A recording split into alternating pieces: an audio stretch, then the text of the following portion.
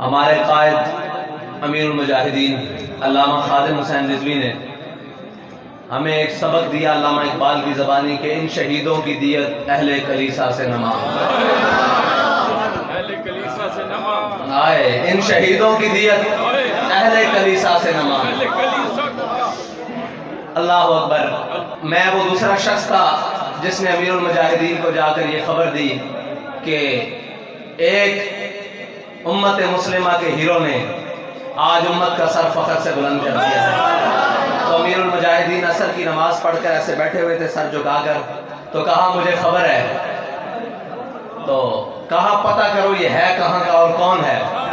مختلف خبریں آتی رہیں، میں نے کہا جی اب جو آخری مصدقہ خبر آئی ہے وہ یہ ہے کہ ملک ممتاز حسین قادری اس کا نام ہے اور عوان قبیلے سے تعلق ہے۔ آپ نے فرمایا ان ترخانہ تو بعد عوانہ دا منڈا بھی بازی لائے گا۔ اور یہ جملہ تھا کہ بابا جی مغرب پڑھ کر بیٹھے، بابا جی نے کہا کہ آج اللہ تعالیٰ کی قدرت نے یہ ثابت کر دیا ہے کہ ابھی مسلمانوں کی مائیں بانج نہیں ہوئی، ابھی ان کی گودوں میں غازیان اسلام نے آنا ہے، اور پھر ایک غازی آ چکا ہے جس کے لیے اب ہم نے میدان میں آنا ہے۔ اور بابا جی نے یہ کہا تھا کہ ہم نے اس کو چھڑوانا ہے، لیکن اللہ تعالیٰ کی تقدیر کو جو منظور تھا، پوری دنیا کو پتا ہے کہ اس اخلاص کے ساتھ کوئی باہر نہیں نکلا جس اخلاص کے ساتھ امیر المجاہدین غازی ملک ممتاز حسین قادری کا نام لے کر گلی گلی نگر گئے۔ اس سے اگلے دن 40واں تھا اور 40ویں میں امیر المجاہدین نے 45 منٹ گفتگو فرمائی،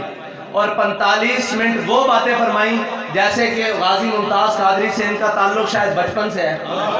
ساری باتیں کہ جناب ایسے ایسے ایسے ایسے ایسے، ہم حیران رہے کہ ابھی تو مختلف خبریں آ رہی ہیں، ابھی تو کچھ ایسا ہو رہا ہے، حضرت یہ کہاں سے باتیں کر رہی ہیں، یہ کہاں سے باتیں نکال کون سی رہے ہیں کہ یہ ممتاز قادری ایسا ہے، ممتاز قادری ایسا ہے، اس کو ازل سے چن لیا گیا ہے، وہ مالکوں کی نگاہ میں آ گیا ہے۔ پھر وقت نے ثابت کیا کہ ممتاز قادری مالکوں کی نگاہ سے ہی آیا تھا میدان میں، اور پھر وقت نے ثابت کیا کہ مالکوں کا ہی وہ بھیجا ہوا تھا، اور وقت نے یہ بھی ثابت کیا کہ جو اس کا نام بلند کیا تھا وہ بھی مالکوں کی طرف سے اجازت لے کر آیا تھا۔ ڈیوٹی اپنی اپنی لگی تھی، ایک نے عملاً کام کر کے بتایا اور ایک نے گلی گلی میں جا کر بتایا کہ ناموس رسالت پر ممتاز قادری کی طرح سے پہرا دینا ہے، اور ہر سینے کے اندر ممتاز قادری کا جوش پیدا کیا، اور ہر سینے کے اندر اس کی محبت اور اس کی الفت کو پیدا کیا۔ اور پھر قوم نے دیکھا کہ جب لوگ کہتے تھے کہ یار یہ ویل چیئر والا بابا ہر محفل میں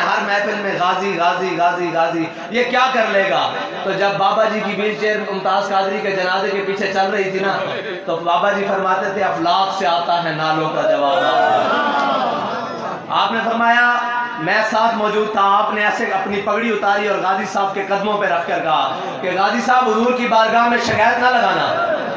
میرے سے جو ہو سکا میں نے کیا، اور آخری حد تک کیا۔ اللہ تعالیٰ نے اس اخلاص کا مل ڈال دیا، اس اخلاص کی قیمت ڈال دی کہ اس تحریک کی بنیاد رکھی گئی جس کی بنیاد میں غازی ملک ممتاز حسین قادری کا خون تھا، اور غازی صاحب کے جانے کے بعد وہ تحریک مدم نہیں ہوئی۔ اور ایک اسی پر بات کرتا ہوں کہ بابا جی کے جانے کے بعد بھی وہ تحریک ختم نہیں ہوئی۔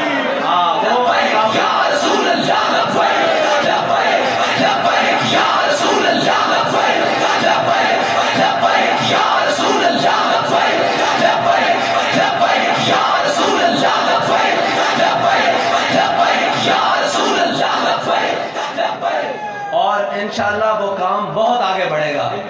اور اگر ہم بھی چلے جائیں تو یہ تحریک پھر بھی ختم نہیں ہوگی۔ یاد رکھنا جو تمہارے گھروں میں چھوٹے بچے کھیل رہے ہیں نا، اب ان کی بھی صرف ایک ہی صدا ہے کہ لبیک یا رسول اللہ، لبیک لبیک لبیک یا رسول اللہ،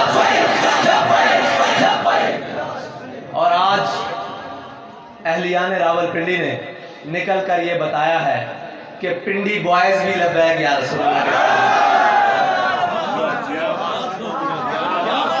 کسی لبرل نعرے کے ساتھ نہیں ہے، کسی چور کے ساتھ نہیں ہے، کسی تبدیلی والے کے ساتھ نہیں ہے، بلکہ وہ لبیک یا رسول اللہ کے ساتھ ہے۔ اور آج جب ہم اسلام آباد سے غازی صاحب کے مزار کی طرف روانہ ہوئے، فیض آباد سے آگے اسلام آباد میں، تو کچھ سائن بورڈ اور فلیکسیں میں نے اپنے محترم جناب وزیر اعظم صاحب کی الٹی ہوئی دیکھی ہیں، اور ان کے ساتھیوں کی فضا بتا رہی ہے کہ ہر چیز الٹ ہونے والی ہے۔